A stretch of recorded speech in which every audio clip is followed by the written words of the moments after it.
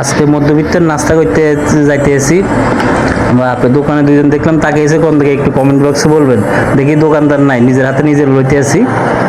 চানা বুট লইলাম 10 টাকার, লইতে আছি। দোকানদার আবার দেখলে কি বলে।